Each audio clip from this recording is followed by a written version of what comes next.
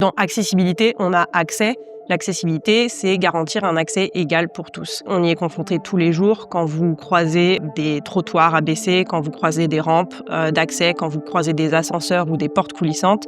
Ce sont des choses qui ont été mises en place pour garantir l'accessibilité des espaces publics. Pour l'accessibilité numérique, c'est la même chose, mais dans le monde numérique. Pour autant, à combien estime-t-on le nombre de sites accessibles? Il faut savoir qu'aujourd'hui, seulement 3% des sites sont considérés comme accessibles. Donc 3%, c'est très peu. Déclarer ses impôts, consulter un médecin, faire ses courses, discuter avec ses amis, suivre des cours, toutes ces activités aujourd'hui, on les fait en ligne et c'est tout ce à quoi les personnes en situation de handicap ne peuvent pas avoir accès. À combien estime-t-on le nombre de personnes souffrant de handicap dans le monde? C'est plus d'1 milliard de personnes dans le monde qui souffrent de handicap, donc soit 15% de la population mondiale. C'est la plus grande minorité au monde. Ça peut vous paraître beaucoup et ça peut être parce que dans l'imaginaire populaire, le handicap, c'est égal au fauteuil roulant. Pourtant, les personnes en fauteuil roulant ne représentent que 2% des handicaps. 80% des handicaps sont complètement invisibles. C'est-à-dire que vous côtoyez probablement beaucoup de personnes en situation de handicap sans même le savoir. Tout ce que nous, on peut faire grâce au web, eux ne peuvent pas le faire.